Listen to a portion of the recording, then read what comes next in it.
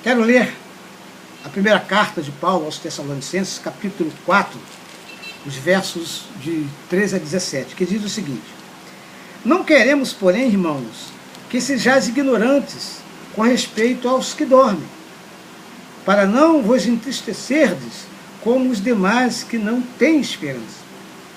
Pois se cremos que Jesus morreu e ressuscitou, assim também Deus, mediante Jesus, trará em sua companhia os que dormem. Ora, ainda vos declaramos, por palavra do Senhor, isto: nós, os vivos, os que ficarmos até a vinda do Senhor, de modo algum precederemos os que dormem. Porquanto o Senhor mesmo, dado a sua palavra de ordem, ouvida a voz do arcanjo e ressoada a trombeta de Deus, descerá dos céus, e os mortos em Cristo ressuscitarão primeiro. Depois, nós, os vivos, os que ficarmos, seremos arrebatados juntamente com eles entre nuvens, para encontro do Senhor nos ares. E assim estaremos para sempre com o Senhor. E o apóstolo Paulo fecha aqui, dizendo: consolai-vos, pois, uns aos outros, com estas palavras. Muito bem, queridos. Paulo escreve esse texto, pois ele tinha uma preocupação com alguns crentes de Tessalônica que tinham alguns conceitos equivocados sobre a natureza e a significação da segunda vinda de Jesus. E era até mesmo possível que alguns daqueles crentes também, como aconteceu em Corinto, também duvidassem da realidade da ressurreição dentre os mortos. Embora não pareça ter sido esse o principal problema dos Tessalonicenses. Porque alguns pensavam que a vida em Cristo, de alguma maneira, dependia da sobrevivência do corpo físico até ao arrebatamento. Ou então, se alguma ressurreição distante e remota seria dada aos crentes mortos, ao passo que os crentes vivos, por ocasião do retorno de Cristo, seriam imediatamente glorificados, e talvez também imaginasse que os crentes mortos fossem receber uma espécie de glorificação inferior em relação à ressurreição dos crentes vivos. Como se esses tivessem sido tido uma menor participação no processo do avanço espiritual representado pela parousia ou pelo retorno de Cristo. Para esses, a morte física significava um rebaixamento da esperança cristã.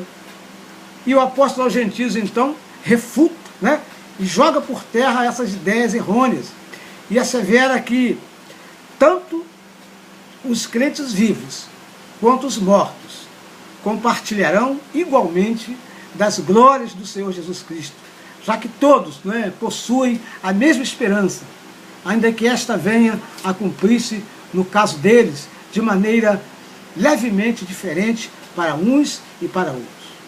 Então, não há que duvidar que o apóstolo Paulo tinha instruído aos crentes tessalonicenses acerca dessa doutrina, mas não tinham ainda o tempo de absorver corretamente as suas instruções, porque não possuíam ainda o conhecimento espiritual e mental que deveriam possuir sobre esse aspecto escatológico da experiência da igreja.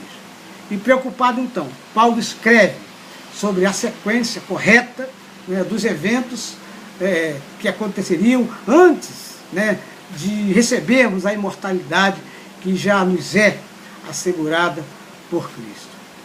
Como, por exemplo, ele fala sobre a vinda de Jesus, em primeiro lugar, depois ressurreição dos mortos, a transformação dos vivos, o arrebatamento dos vivos juntamente com os mortos ressuscitados, indicando assim que iremos para o céu, todos juntos. Os mortos não vão primeiro após a morte. Quinto, o encontro com o Senhor nos ares. Sexto, a vida eterna ao lado de Cristo.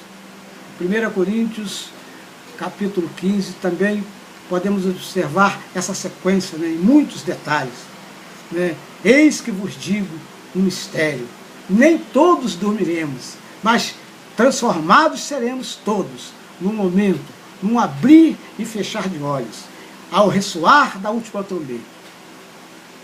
A trombeta soará, os mortos ressuscitarão incorruptíveis, e nós, que estamos vivos, seremos transformados.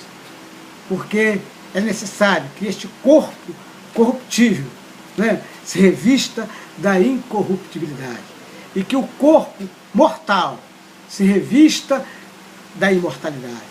E quando esse corpo corruptível, né, se revestir de incorruptibilidade, o que é mortal se revestir de imortalidade, então se cumprirá a palavra que está escrita: tragada foi a morte pela vitória, como está em Coríntios capítulo 15, 51 e 54. A volta de Jesus anunciada pelas trombetas, a ressurreição dos mortos, a transformação dos vivos, nos é outorgada a imortalidade, pois é neste momento que é dito que tragada foi a morte pela vitória. Glória seja dada ao nome do Senhor.